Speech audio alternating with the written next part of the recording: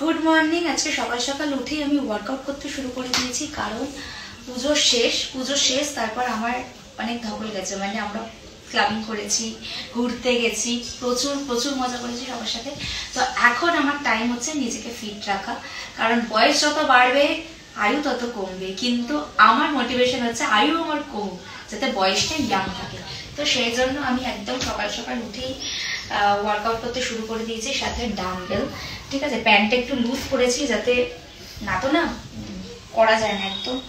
এখানে ঠিক কামড়ে দিল।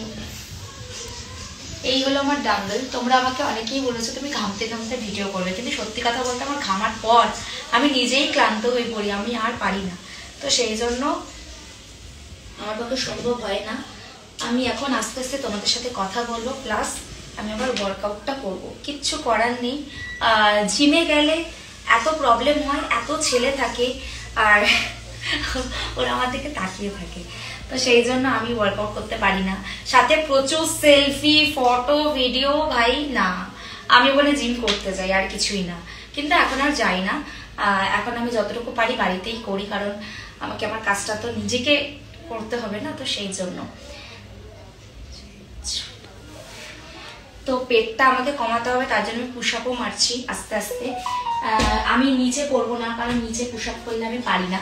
দেখো এখন প্রপার জিম করতে গেলে আমার 1 ঘন্টা লেগে যাবে, তো প্রপার ভাবে জিম করবো না। দেখো আমি যদি এরকম ভাবে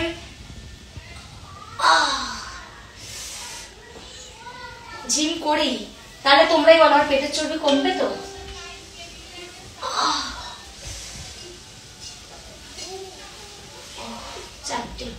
এরকম ভাবে করলে কি আমার পেটের চর্বিটা কমবে? তোমরা একটু আমাকে কমেন্ট করে জানো। কারণ হচ্ছে পেটের চর্বিটা আমাকে কমাতে হবে, ঠিক আছে? তার বাইরে আমি কিছু করতে পারবো না। যদিও আমার পেটে সবাই বলছে তুমি আর একটু মোটা হও, আর অনেকে বলছে তোমার এই ফিগারটা জাস্ট অসাধারণ। তো তোমরা আমাকে কমেন্ট করে বলো আমার কোন ফিগারটা বেস্ট। আমি যদি আরো মোটা হই, সত্যি কথা বলতে আমি নিচে চলতে ফিরতে পারবো না। হয়তো আমাকে দেখতে সুন্দর লাগবে, হয়তো আমাকে আরো ভালো লাগবে, কিন্তু আমি একদম আনকমফোর্টেবল। আমি একদম 53তেই সবসময় লিড করে এসেছি। এবার 53 থেকে যদি 55 হয়েছে আমি বুঝে যাই যে গেন হয়েছে। তো আমার এই ফিগারটাই মোস্ট ইম্পর্টেন্ট, আমার ভালো লাগে সবসময়ের জন্য। তোমাদের বক্তব্যটাও আমার দরকার যে কেমন লাগছে। একটু আমি সালমান খান সেজে নিই, কালকে শাহরুখ খানের বার্থডে ছিল। আশা করি তোমরা সবাই ইনভিটেশন পেয়েছো, সবাই গেছো। তোমরা তো সবাই বড় লোক সোশ্যাল মিডিয়াতে, মানে যারা কমেন্ট করো অ্যাকচুয়ালি, আর যারা ভিডিও করে তারা সারা জীবনই করি। তো এই জন্য আমি বলতে চাই না এই বিষয়টা নিয়ে। যাই হোক, কি খাওয়া দাওয়া করলে একটু কমেন্ট করে জানিও, কারণ আমরা তো যেতে পারিনি, তাহলে আমরা জানবো।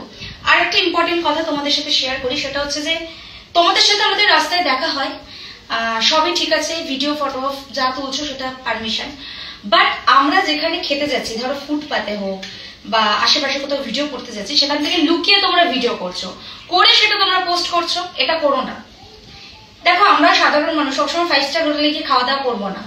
আমাদের এই এরিয়া যেখানে আছে সবটাই আমাদের, মানে আমাদের মিন্স হচ্ছে আমরাই তো এখানে বাস করি, আমরাই তো থাকি। তো আমরা যদি না ফুটপাত থেকে খাওয়া দাওয়া করি, সবসময় যদি ভালো জায়গায় লিড করি, তাহলে সেই জায়গায় খাওয়ারগুলো কে খাবে? সেরকম আমি ফুটপাতের জামাও কিনি, অনেকে বলে এটা তো সস্তার জামা। আরে ভাই, সস্তার জামা বস্তাতে থাকা ভালো। তো আমার একটা রিকোয়েস্ট, তোমরা একটু প্লিজ এটা মেনটেন করো, এটা আমার রিকোয়েস্ট। কেউ ভিডিও করো না। আর একটা রিকোয়েস্ট, যারা আমার ভিডিওগুলো তুলছো তারা কিন্তু পরে ভীষণ প্রবলেম করবে। ইউটিউবে পর্যন্ত আমার ফেসবুকে লাইভ ইউটিউবে পোস্ট করছো, আমি সব দেখতে পাচ্ছি, বাট একটা করে যখন খাবে সব উড়িয়ে যাবে, কিছু করতে পারবে না, ঠিক আছে?